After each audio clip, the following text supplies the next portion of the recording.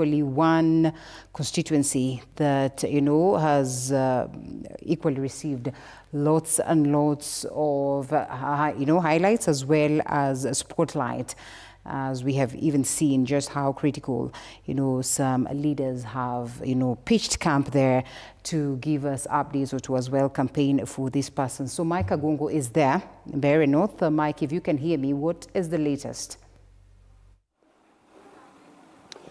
Yes, indeed, I can get you from here in Embu, and we are in Mbeere North constituency, where we will be pitching camp here. We've been pitching camp here since yesterday to make sure that we bring a glimpse of whatever is happening across the constituency, all the 3 wards, to make sure that viewers and all the residents of Mbeere North understand how the exercise will be conducted. So everything is over, everything is done. IEBC and Security Department have confirmed that everything is set across all 134 polling stations. Clerks and police officers and polling officers, station officers have dispatched all the materials to make sure that tomorrow by 6 a.m. everything will be in line to at least make sure that the exercise begins early. So we this morning we started well with police officers having a meeting with IEBC, bringing close their ideas to whatever will be expected during the day, to make sure that we witnessed CEO Hussein Majani opening the IEBC ballot palette to before the public and media, to make sure that at least about ballot papers that were here in one pallet belong to about 70 polling stations, and the other belonged to about 64 polling stations. That makes 100, and that's for. But what we took note of is the allegations of bribery during tomorrow's election. Government officials,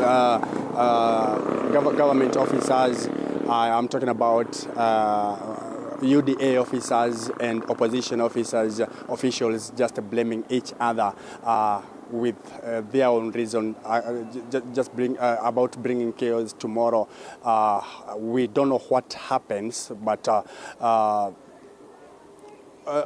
let me bring to you what Cecily Mbarire, governor for Embu, and public service cabinet secretary said, Geoffrey Ruko, earlier on, before opposition leaders led by Justin Muturi and Manyata MP, and as well as John Medho, countered about the allegations to whatever will be happening tomorrow. This is what both factions said during the day.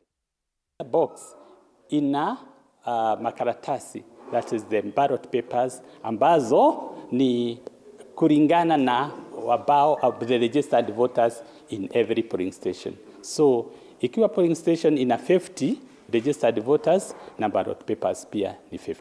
Tumejiandaa vilivyo. Ofisa wetu wamepewa maagizo ambayo wataweza kufanya katika mahali wanaenda kusimamia kura. Kwa hivyo wao wamejiandaa kabisa, na tunajua wataenda kufanya kazi nzuri kulingana na maandalizi. Pia tumeandaa, hakuna mahali tumewacha bila watu wa kuangalia watu. Wananchi wote wa Mbeere tunawahakikishia usalama. Watakuwa salama popote walipo, manyumbani zao, wakuje wapige kura. Usalama umeimarishwa kila mahali. They are focusing on areas where they think they are weak. We know they have a specific plan for Chicago Social Hall. We know they have a specific plan for Kerie. We know they have a specific plan for St. Peter's, Ishara, and Kanyuambora and Kavengero. And probably many other places that they are planning to go. But we'll keep monitoring and reporting the same to security agencies. We want to assure everyone that government of Kenya has organized proper security measures to ensure the people of Mbeere North are going to exercise their democratic rights in a peaceful manner. We want also to condemn the fourth bribery, which is currently going on at Kanyombora and Eshiara resorts and several other areas within Kanyombora area. The extreme provocation that the Uda people have been giving us, we have avoided, and our supporters have avoided any form of violence. And that gives us confidence that the people of Mbeere North will wake up and go and, as they have always done, peacefully choose their member of parliament without any violence. But I may hasten to add that, of course, there is an unusual number of unmarked cars, vehicles without number plates, without registration numbers, that crisscrossing the entire constituency. One would imagine that actually there is an outbreak of Boko Haram. We want to confirm that we are going to keep peace. On behalf of the people that have been in Mbeere North, we are going to have peaceful election. And if there is anything that is coming as violence, is not going to come from the united opposition. Kwa hivyo tunataka kuwaomba wale ambao ni watu wa serikali, more specifically serikali kuu, wakiongozwa na Inspector General wa polisi. Sisi tuko tayari na wasijifiche nyuma ya askari na wasijifiche nyuma ya guns na wasilete vurugu ndio wananchi wasipige kura.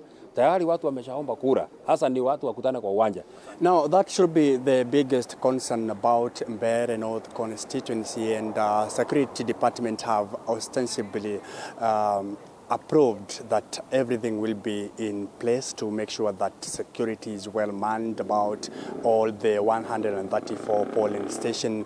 About 55,124 registered voters will be expected to vote, but this being a by-election, you know, in this country, by-elections, most people, most Kenyans, most voters do not take it with greatest respect as general election, but we expect a big number of turn out tomorrow, but we will be understanding as by evening what number will be actually getting out to make sure that they vote for their preferred candidate. So we'll be keeping in touch in all the 3 wards of Urore, Ntawa and Momenji to make sure that we actually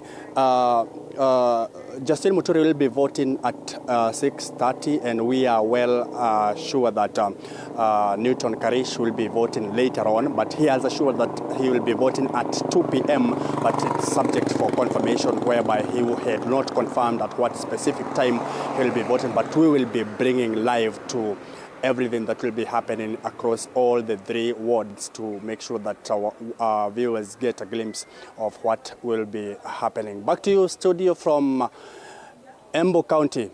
I am Mike Kagwanga. Thank you, Mike. Snippets of what is happening across the different parts of the country where by-elections will be conducted. We still have other reporters, but that is to just remind you that tomorrow we'll be having a wall-to-wall coverage of the proceedings of the by-elections for the better part of the day, so you can trust us to disseminate that to you.